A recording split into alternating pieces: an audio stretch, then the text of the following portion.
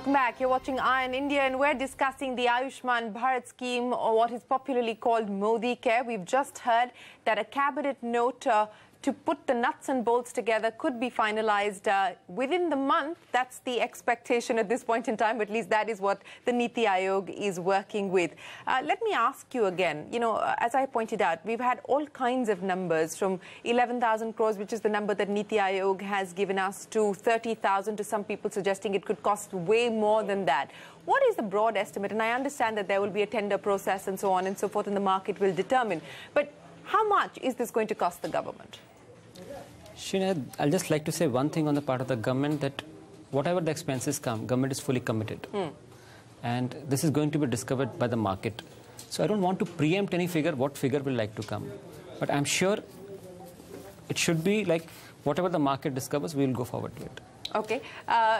Also, how is this going to work now? The NITI is responsible for design in terms of IT execution, etc. I mean, who all are going to be the cogs in the wheel, so to speak?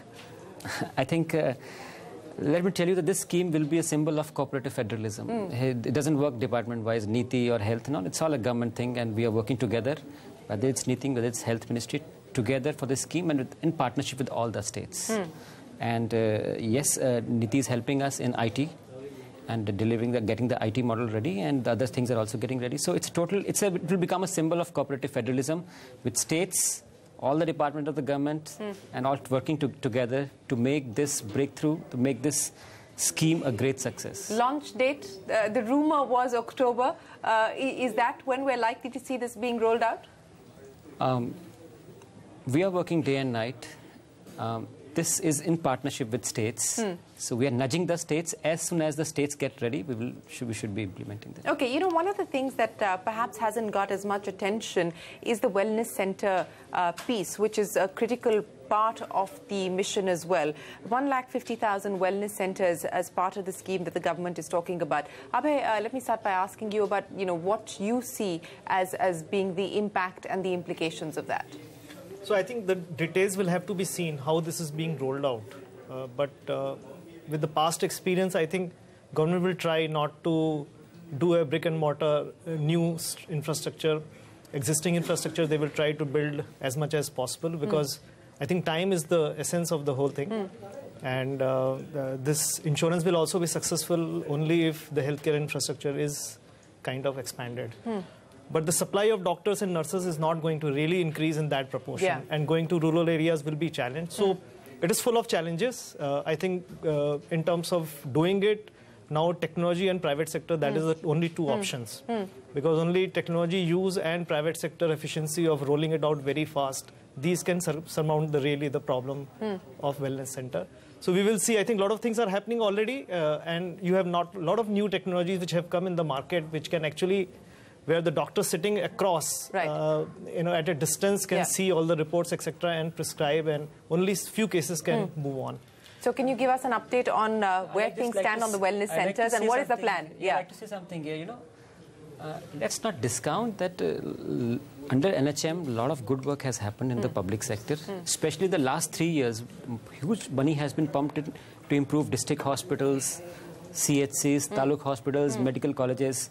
Even in this scheme, 24 districts are going to be converted into medical colleges. We have the medical college division, which is working totally on improving the infrastructure.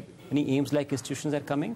So government has very consciously taken a call when it has been trying to do its best in improving the infrastructure in the public sector.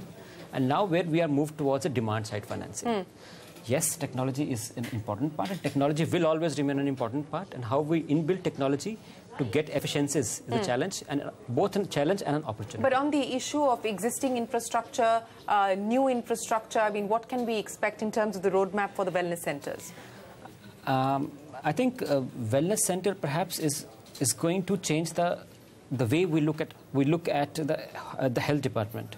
So they will eventually become the gatekeepers. They will eventually become, if a person has to be referred, they go through the wellness centers, their electronic health records get generated. When they get the treatment done, they come back and they are followed up at the wellness centers, primary health care, or the sub-centers level. So that's a design. And let me assure you one thing here. It's not about infrastructure. It's about human resources. It's about imaginative thinking. How do we use human resources, how do we use technology to get the best out of them. That's being worked out. Okay, so the health stack, I'll end then by asking you about that. Can you give us some sense of how you intend to leverage the health stack, which I also understand is going to be a critical component of getting this scheme to work? Well, that's a long-term plan of putting up a health stack. Health stack basically is derived from what the government has already done, but the India stack, about your JAM Trinity, about the 1 billion cube of mobiles, Jan Dhan accounts, as well as Aadhaar. So built on similar design, we think we should have a health stack where you have registries of the providers, the hospitals, including the doctors. And then you build up any architecture.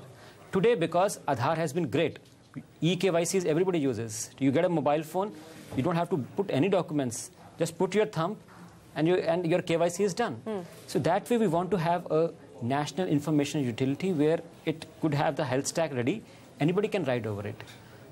Examples are there. Whenever the government has done great, everybody has used that. And this is one of the things. It's a proposal. Let's see how it fructifies in the future. Okay, wrap up comments. I'll start with you, Pranav. Next steps, what will you watch out for?